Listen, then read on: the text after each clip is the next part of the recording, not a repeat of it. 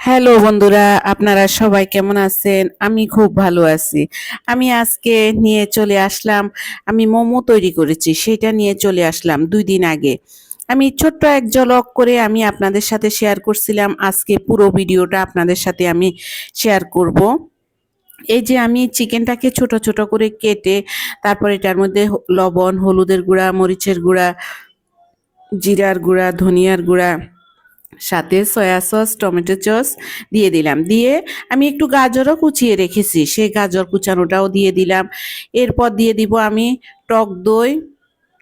তারপর এই যে আদা বাটাটা আমি বলতে ভুলে গেছি, আদা বাটা, পেঁয়াজ, রসুন কুচি করে রেখেছি, আমি বেটে দিই নাই, আমি কুচি করে দিয়ে দিয়েছি। সাথে একটু টক দই দিয়ে দিলাম। তো দিয়ে আমি সেটা ভালোভাবে ম্যারিনেট করে আধা ঘন্টা আর বেশি আমি রেখে দিয়েছি। আমার হাতে কাজ ছিল, সেই কাজ শেষ করে উঠে তারপর আমি চিকেনগুলাকে এই যে এইভাবে ভেজে নিলাম। আমার গ্যাস ছিল না, আমি ইন্ডাকশান ওভেনে, ইন্ডাকশান চুলায় আমি বসিয়ে দিলাম। বসিয়ে দিয়ে আমি এইগুলা কষিয়ে নিলাম। চিকেনটাকে আমি ভালোভাবে কষিয়ে নিলাম বা ভেজে নিলাম, একই কথা। এর মধ্যে আমি আটার ডোটা তৈরি করে নিয়েছি। সেখানে আমি লবণ, একটু কাঁচা তেল, সাদা তেল আর কি, সাদা তেল দিয়ে সাথে একটু কুসুম কুসুম হাতে সয় মতো গরম পানি দিয়ে দিলাম। দিয়ে আমি এই ডোটাকে রেডি করে এরপর একটা জারের ঢাকনা দিয়ে আমি ছোট ছোট আকারে লিচি কেটে নিয়েছি, বড় একটা রুটি করে তারপর ছোট ছোট আকারে লিচি কেটে নিয়েছি। আসলে মোমোর শেপটা আমি ভালোভাবে দিতে জানি না। এর মধ্যে আমার ছোট্ট মেয়েটা তো আমার সাথে আছে, ও আমার সাথে তৈরি করব জিদ ধরেছে, সেও আমার সাথে তৈরি করতেছিল। আর এই যে এভাবে তৈরি করে নিলাম। আহ, মোমোর শেপটা পুরো দিতে পারি নাই, সুন্দর হয় না, আমি চেষ্টা করেছি। যাই হোক, আমি যা দিতে পেরেছি সেটাই আমি তৈরি করে নিয়েছি। কিন্তু মোমোটা এত সুস্বাদু হয়েছে, এত দারুণ হয়েছে, সেটা মা মেয়ে হাসতে হাসতে শেষ। আমরা মোমো শেপটা দিতে পারতেছিলাম না, একটা এক এক রকম হয়ে যাচ্ছে। এই কারণে আমরা মা মেয়ে হাসতেছিলাম তৈরি করতে করতে। এই ফাঁকে আমি সবগুলা রুটি বড় বড় করে তৈরি করে জারের ঢাকনা দিয়ে ছোট ছোট করে আহ, আহ, লিচির ইয়ে কেটে নিয়েছি, ছোট ছোট করে কেটে নিয়ে আমরা সবগুলো মোমো তৈরি করে নিয়েছি।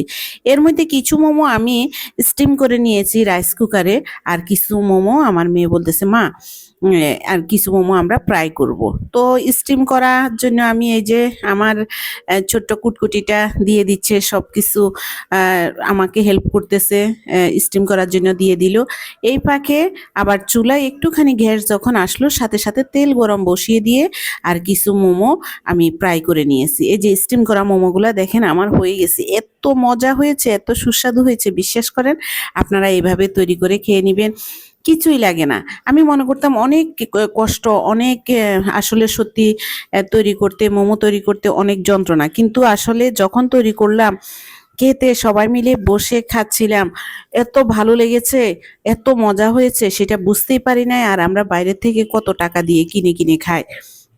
আমি সসটা রেডি করতে পারি নাই, অনেক রাত্র হয়ে গেছে, সেই জন্য আমরা টমেটো সস দিয়ে খেয়ে নিয়েছি। আপনাদের সাথে আমি আরেকদিন শেয়ার করব কিভাবে মোমোর সসটা তৈরি করতে হয়, সেটা আমি আপনাদের সাথে শেয়ার করব। এই যে আমার ফ্রাই করা মোমোগুলো হয়ে গেছে, এই যে এখন প্লেটে আমি রেডি করে নিয়েছি আপনাদের সাথে শেয়ার করার জন্য। চিকেন মোমো, একটা স্টিম করা মোমো আর একটা ফ্রাই করা মোমো, তেলে ফ্রাই করে নিয়েছি, সেটা আপনাদের সাথে এই যে শেয়ার করে নিলাম।